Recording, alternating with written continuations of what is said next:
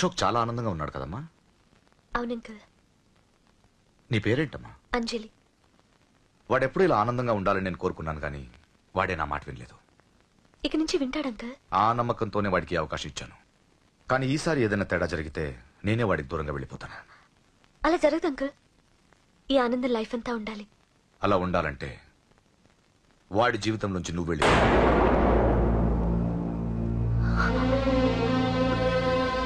ఎందుకని అడగొద్దు. నాకు ఈ ప్రేమలో అవి నచ్చవు. వాడు నాకు నచ్చిన ఉద్యోగం చేస్తున్నాడు. నాకు నచ్చిన మనిషినే పెళ్లి చేసుకుంటాడు, చేసుకోవాలి.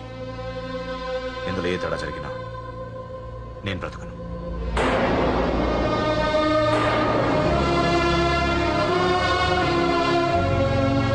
మా నాన్నంటే నాకు ప్రాణం.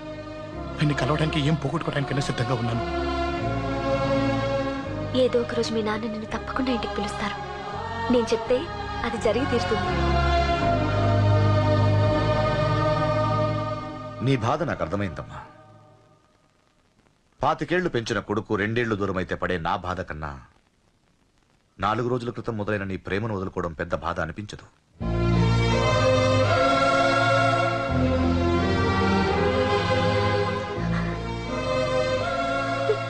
వాడు ఢిల్లీ వెళ్లే వరకు మామూలుగానే ఉంటామా. వాడు వెళ్ళిపోయాక వాడి లైఫ్ నుంచి వెళ్ళిపో.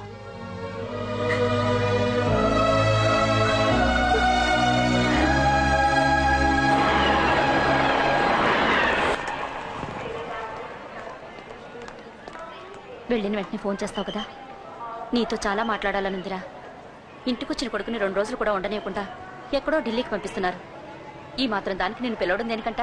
అమ్మా, నన్ను పిలిచారు, అదే చాలు. అక్కడ ఎవరితోనూ గొడవలు పెట్టుకోకు. జాగ్రత్త నాన్న. రేయ్, సిగ్నల్ పడింది, రారా. అలాగే.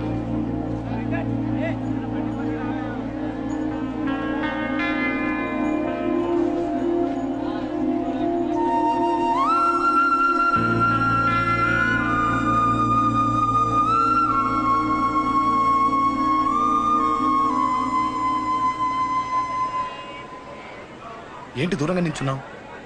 ఎలాగో దూరం అవుతున్నావు కదా. ఏంటే? అదే దూరంగా వెళ్తున్నావు కదా. చూడు, నేను దూరంగా వెళ్ళేది నీకు దగ్గర అవ్వటానికి. ముందు నాన్న మనసు గెలవని, ఆ తర్వాత అయినా మన పెళ్లి చేస్తాను.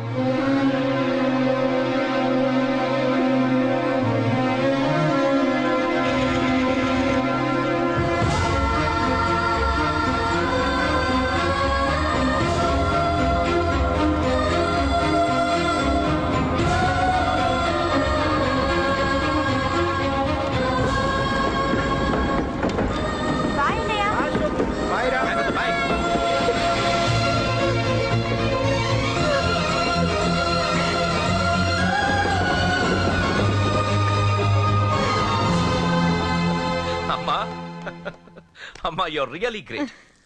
నీ బ్రెయిన్ దెబ్బకి అశోక్ గాడు ఢిల్లీలో పడ్డాడు. ఆ అమ్మాయి వాడిని మర్చిపోతానని మాటిచ్చిందట. ఇంత పవర్ ఉండి మేమేమీ చేయలేకపోయావు. నీకింత మంచి ఐడియా ఎలా వచ్చిందే? లేకపోతే వాడు మీకు బ్రెయిన్ లేదంటాడా? చంపితే చావను, నేననుకున్నప్పుడే చస్తానంటాడా? అలాగే చంపేద్దాం. నీ పెళ్లి ముహూర్తమే వాడి చావు ముహూర్తం. రే నర్సింగ్, పంతులు గారికి ఫోన్ చేసి 1 నెల రోజుల తర్వాత ముహూర్తం పెట్టమను. అమ్మా, నెల తొందరెందుకురా? ఎలక్షన్స్ అయిన తర్వాతే నీ పెళ్లి.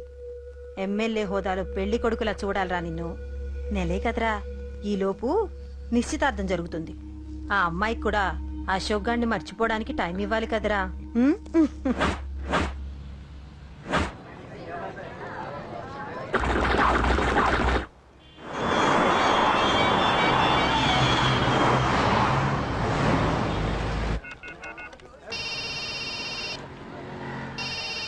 హలో, అరే అశోక్, ఎలా ఉన్నారా? నేను బానే ఉన్నాను గానీ, అవును అంజలి ఏంటి అసలు ఫోన్ చేయలేదు? ఏమోరా, ఈ మధ్య నాకు కూడా కలవలేదు. బహుశా ఊళ్ళో లేనట్టుంది. అవును, అక్కడ గొడవలు లేకుండా ఉన్నావు కదా. ఇదంతా కాదు, నువ్వు అర్జెంట్ గా అంజలి ఇంటికి వెళ్ళి నాకు ఫోన్ చేయించు. సరే గానీ అక్కడంతా బానే ఉంది. నన్ను నువ్వేం అడగొద్దురా. నువ్వు ఇప్పుడు అంజలి ఇంటికి వెళ్ళి నాకు ఫోన్ చేయించు, నేను తనతో మాట్లాడాలి. నేను బానే ఉన్నాను, పెట్టేస్తున్నా, బాయ్. ఇల్లంతా ఏంటి ఇలా ఉంది? అన్ని నీట్ గా సర్దు.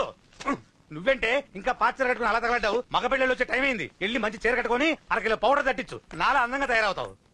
ఏంటన్నయ్య హడావిడి? పెళ్లి చూపులు కదమ్మా. ఎవరికి? నీకేనమ్మా. నాకా?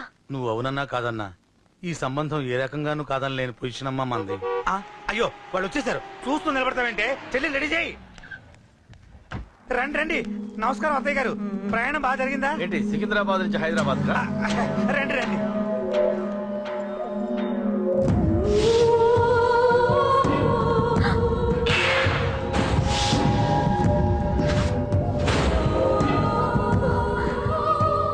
ఏంటమ్మా అలా చూస్తున్నావు? నీ కాబోయే అత్తగారు. నమస్కారం పెట్టు. వీడేంటి ఓవర్గా వరుసలు గలుపుతున్నాడు? ముసల్దార్ సంగతి తెలియనట్టుంది. నువ్వు ఇంకా రెడీగా లేదా? ఇలా ఉన్నా నా కాబోయే కోడలు అందంగానే ఉంది. తీసుకోమ్మా, తీసుకో. ఈ పెళ్లి నాకు ఇష్టం లేదు, నాకు ఇష్టం లేదు. అత్తయ్య గారు, అంటే పెళ్లి ఫస్ట్ టైం కదా, నిశ్చితార్థానికి కొత్త అని నేను సరి చెప్తాను. మగవాడివి, ఆడపిల్లకు నువ్వేం చెప్తావు? నేను చూసుకుంటాను. థ్యాంక్స్. అమ్మయ్యా, ఆనందంగా ఉంది కదూ? మరే నాకు అలాగే ఉంది. థ్యాంక్స్. కానీ ఈ విషయం ఆ ఢిల్లీలో ఉన్నవాడికి తెలిసింది అనుకో. నాకు ఈ పెళ్లి ఇష్టం లేదు, దయచేసి మీరందరూ వెళ్ళిపోండి. నువ్విలా అంటావని తెలుసమ్మా. నువ్వే కాదు, నీ గొంతు కూడా అందంగా ఉంది. కోపంలో కూడా నువ్వు అందంగా ఉన్నావు. నా కొడుకేం కావాలో నేను చూసుకునేదాన్ని, ఇక నుంచి నువ్వే చూసుకోవాలి. ఇందాకే చెప్పాను, నాకు ఈ పెళ్లి ఇష్టం లేదు. నీకు వంటలు చేయడం వచ్చామ్మా? భోజనం దగ్గర నా కొడుకు అస్సలు మొహమాట పడడు. ఏమండి, నా మాట వినరా? నువ్వు మంచి డాన్సర్ అని కూడా చెప్పారే. క్లాసికలా వెస్టర్నా? చెప్తే అర్థం కాదా? నేను అశోక్ ని ప్రేమిస్తున్నాను. తెలుసు. తెలిసేవాణ్ణి వాళ్ళ నాన్నకు దగ్గరగా, నీకు దూరంగా ఉద్యోగం పేరుతో ఢిల్లీకి పంపించింది నేను. తండ్రి కొడుకుల్ని దగ్గర చేసింది వాళ్ళ మధ్యున్న ప్రేమ కాదే, నీ మీద నా బిడ్డకున్న ప్రేమ. అయినా కొడుకుని పూర్తిగా మర్చిపోతానని ఆ తండ్రికి మాటిచ్చావు కదా, మర్చిపో. నేనే గనక అడ్డుపడకపోతే వాణ్ణి నా కొడుకు ఎప్పుడో లేపేసుండేవాడు. నా కొడుకు నా మాట విన్నాడు. నువ్వు కూడా నా మాట విని ఈ పెళ్లి చేసుకో. నీకేం కాదు, నేనున్నాను. చూడమ్మా, నా కొడుకు చేత రక్తపాతం చేయించొద్దు. అశోక్ని మర్చిపో.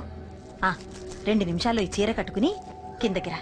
కాస్త కటువుగా మాట్లాడుంటే ఏమనుకోకే, త్వరగా వచ్చి.